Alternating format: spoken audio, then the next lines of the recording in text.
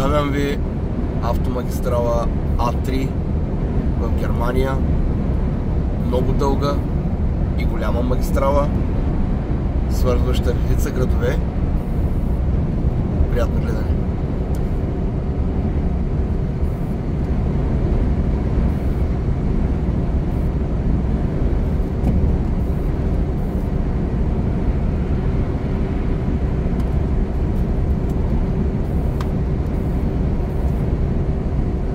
Намираме се в района на Кьолн и Леверкузен.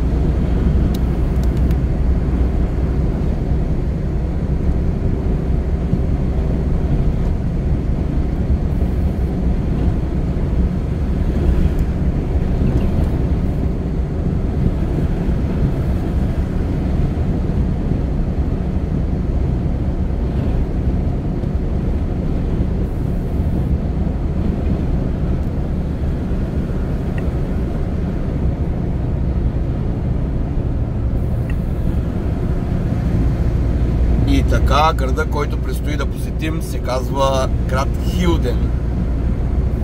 Следващите кадри ще бъдат от него.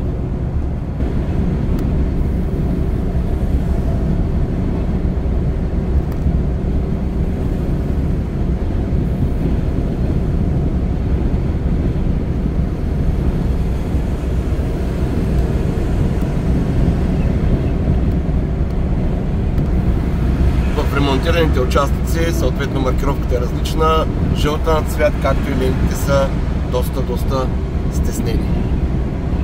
Но въпреки всичко лените са 4. Може сами да забележите магистралата, как изглежда, какво е нивото й от към настилка. И да си направите базово сравнение с магистралите в Германия или чуждите държави, които сте посещавали.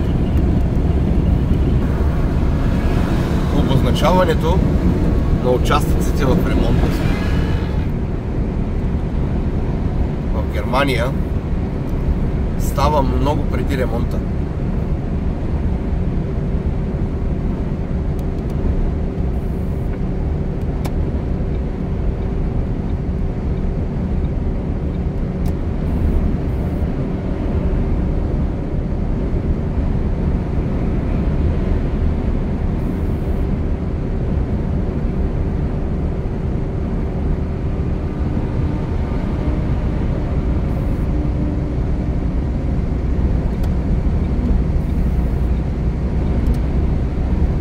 Както сами виждате, знак за ремонт с указателна табела след колко време, т.е. след колко метра ще започне ремонта.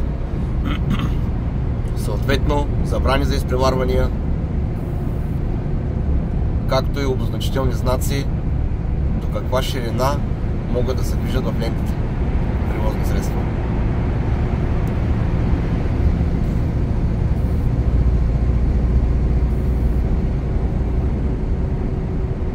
Така би трябвало да изглежда един нормален ремонт и в нашата мила България.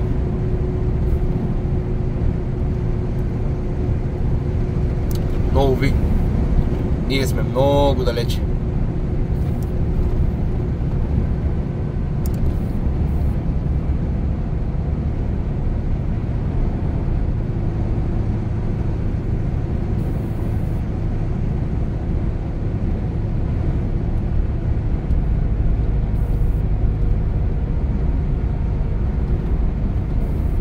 Тази допълнителна маркировка не е рисувана, както стандартната, тя е лепена. За да може след ремонта да се премахне качествено, без да остават следи.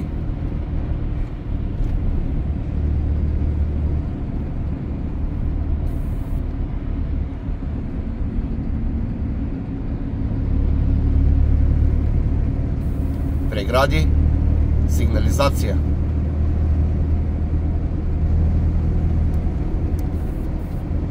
Така както трябва да бъде. Указателни табели, продължителност на ремонта, ширина на лента за изпреварване.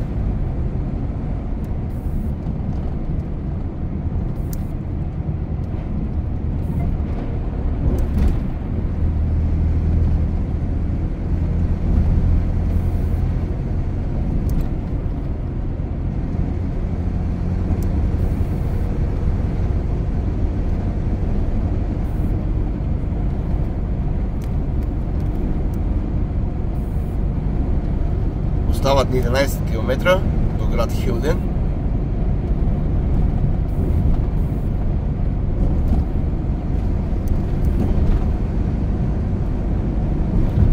Приятно гледане. Тук вече сме на изхода от магистралата за град Хилден. След 250 метра продължете наляво. И навигацията се чува доста ясно.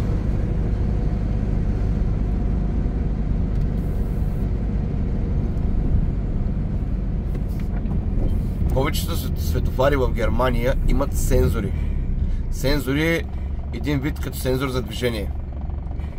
И този сензор определя по колко време да бъде червеното и колко време да бъде зеленото.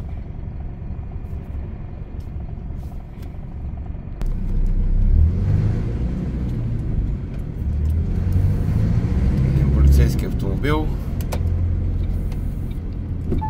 В Германия, за разлика от България, пригответе се да завиете наляво след 600 метра.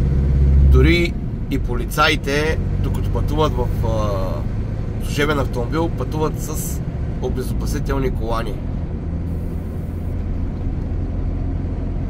Докато в България закона ги освобождава от това. Превишавате ограничението на скоростта.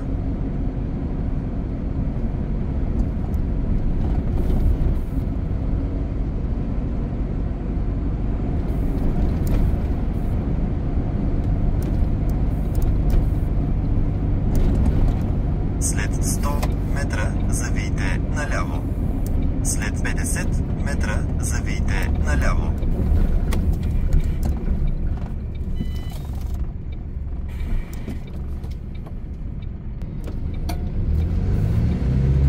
Имаме километър и половина до крайната ни цел.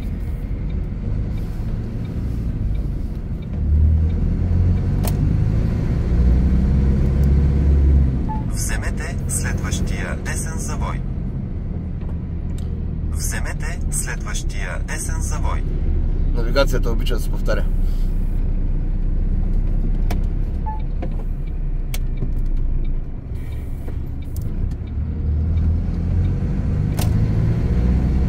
Карайте 1,1 км. Сега като видях тази бензиностанция, една интересна информация за хората, които не са идвали в Германия, е, че по бензиностанциите няма персонал, който да ти зарежда колата с гориво. Пригответе се да завиете надясно след 800 метра. Тук всичко правиш сам. Единствено вътре в бензиностанцията има човек на касата.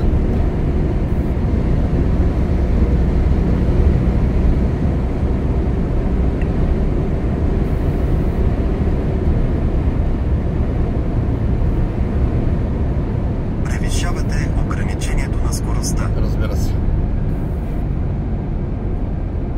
Вземете следващия десен завой.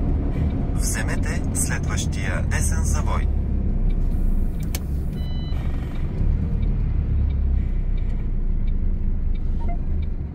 Пригответе се да пристигнете на местоназначението след 250 метра.